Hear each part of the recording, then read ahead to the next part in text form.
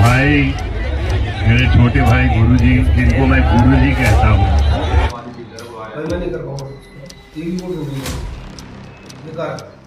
मुझे लगता है कि अजमेर शरीफ की दरगाह को लेकर या मंदिर ढूंढने वाले बेवजह विवाद खड़ा करने की कोशिश कर रहे हैं। नमस्कार साथियों, अगर आप मुसलमान हैं और आपके इलाके में भारतीय जनता पार्टी का विधायक है तो आपका काम नहीं होगा। दरअसल सोशल मीडिया पे एक वीडियो वायरल हुई है।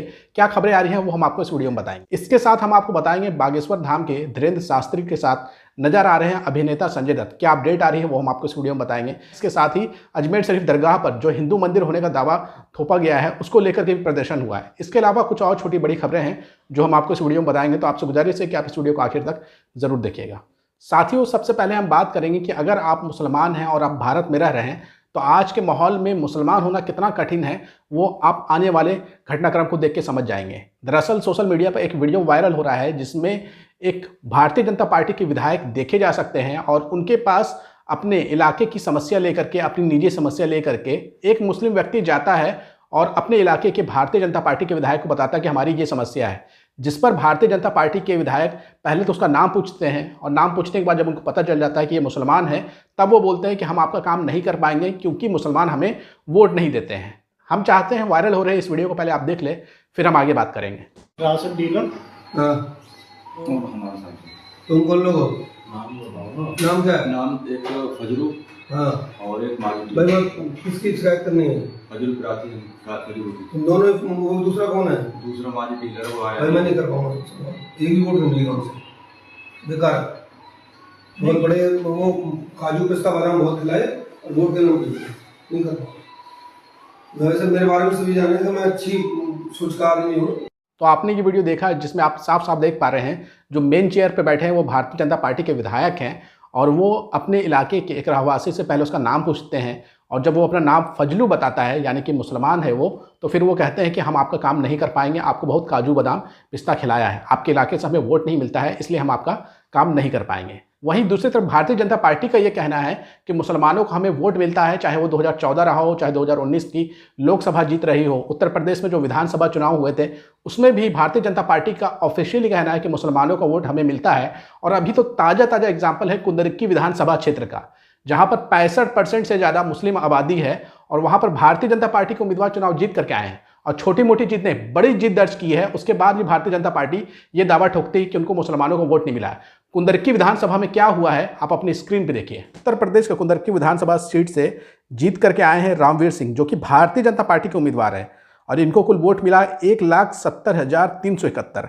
और दूसरे नंबर पर समाजवादी पार्टी के उम्मीदवार रहे जिनका नाम मोहम्मद रिजवान था, जिनको केवल 25,580 ही वोट मिले, यानी कि 1,44,791 वोटों से जीत दर्ज की है रामवीर सिंह ने। यानी कि साफ साफ है कि उत्तर प्रदेश की कुंदरकी विधानसभा सीट में मुसलमानों ने एक तरफा भारतीय जनता पार्टी के उम्मीदवार को वोट दिया। ना सिर्फ उनको वोट दिया बल्कि उनका धर्म भी नहीं देखा कि ये किस धर्म से आते हैं, फिर भी इतना ज़्यादा वोट दिया है। और बदले में मुसलमानों को ये कहा जाता है कि हम आपका काम नहीं करेंगे क्योंकि आप मुसलमान हैं, आपके एरिया से वोट नहीं मिलता है। जबकि आप सब जानते हैं कि उत्तर प्रदेश में लखनऊ के अंदर में सिया समाज लगातार भारतीय जनता पार्टी के उम्मीदवार को वोट करते आ रहा है लोकसभा में, विधानसभा में।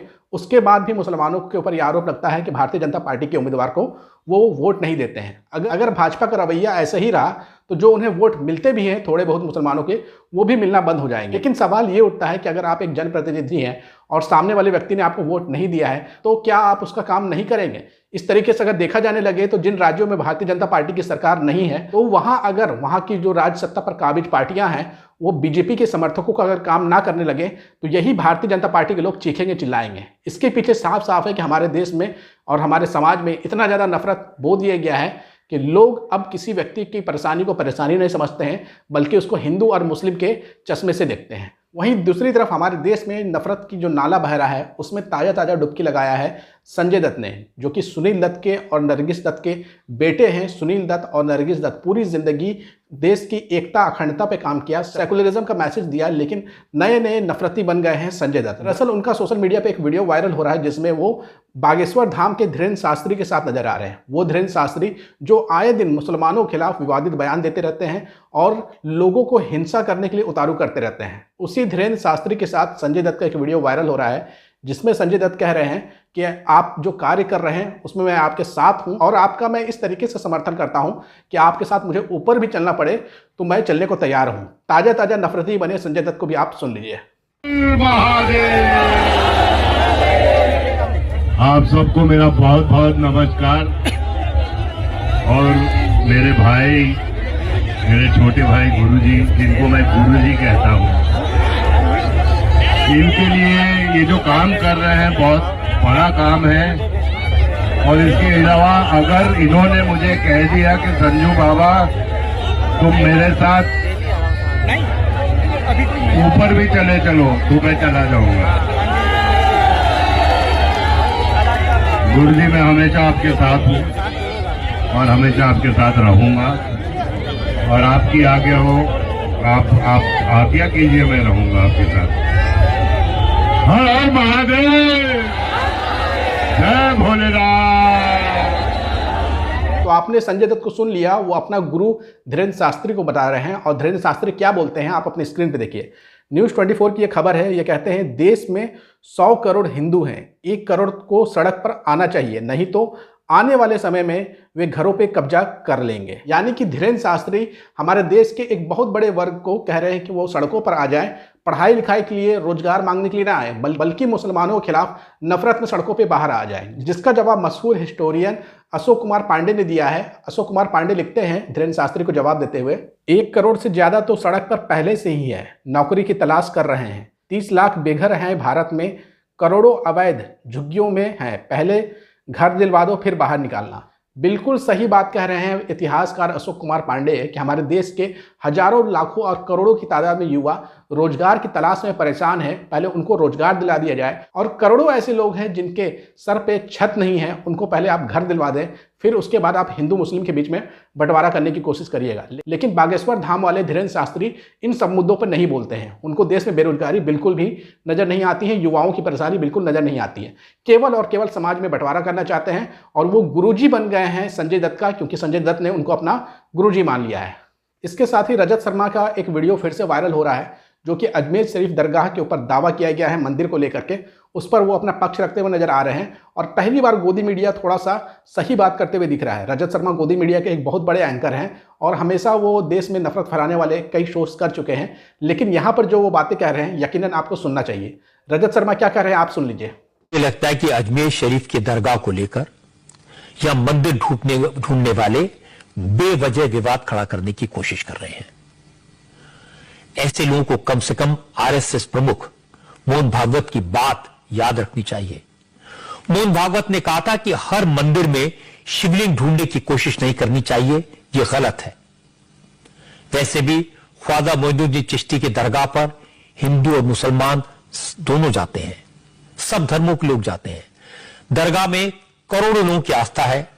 इस पर विवाद खड़ा करना, किसी तरह का टकराव खड़ा करना एक नए सांप्रदायिक झगड़े को जन्म देने की कोशिश है और इसकी कोई जरूरत नहीं है। तो आपने गोदी मीडिया के एंकर रजत शर्मा को सुन लिया। पहली बार मैं इनकी बातों से सहमत हो रहा हूं। क्यों अजमेर शरीफ के ऊपर मंदिर का दावा ठोक करके नया विवाद खड़ा किया जा रहा है, ये किसी के समझ से परे है और इसके पीछे राजनीति है और मुसलमानों को दूसरे दर्जे का नागरिक बनाने की एक साजिश है। वहीं आखिर में हम आपको एक खबर से रूबरू कराना चाहेंगे कि हमारे देश में गोदी मीडिया कितना दोहरा रवैया इख्तियार करती है, वो आपको देखने को पता चलेगा इस खबर से। इस खबर में आप देख पाइएगा कि अशरफ हुसैन नाम के एक यूज़र ने एक फ़ोटो शेयर किया है जिसमें एक वहशी दरिंदा नज़र आ रहा है जिसका नाम नरेश भोंगरा है और इसने अपनी गर्लफ्रेंड की पहले हत्या की। उसके बाद जब इसको सब्र नहीं हुआ तो उसने इसके करीब 50 टुकड़े कर दिए और जंगलों में फेंक दिया। मामला झारखंड की खूंटी का है। नरेश गिरफ्तार हो चुका है लेकिन मीडिया में खबरें गायब दिख रही है। अशरफ हुसैन कह रहे हैं मीडिया में खबरें गायब है, तो खबरें गायब क्यों नहीं होगी? क्योंकि ये शख्स मुसलमान नहीं है। अगर ऐसे ही घटना को अंजाम किसी सनकी मुसलमान व्यक्ति ने दे दिया होता, पूरी गोदी मीडिया चैनल्स पे दरबार सज गया होता और गोदी के गिद्ध नाच नाच करके मुसलमानों को बदनाम कर रहे होते और बताते कि मुसलमान कितना ज़्यादा हिंसक प्रवृत्ति को होता है। लेकिन यहाँ पर खामोशी तैयार किया हुआ गोदी मीडिया ने, क्योंकि यहाँ पर कोई उर्दू नाम वाला व्यक्ति नहीं है। इतनी बड़ी घटना के ऊपर तमाम गोदी मीडिया खामोश है। तो साथियों, ये अब तक की कुछ अपडेट्स सामने आ रही थी सोशल मीडिया से। आपको कौन सी खबर सबसे ज़्यादा अच्छी लगी कमेंट करके अपनी राय जरूर दीजिएगा और इस वीडियो को ज़्यादा से ज़्यादा शेयर करिएगा।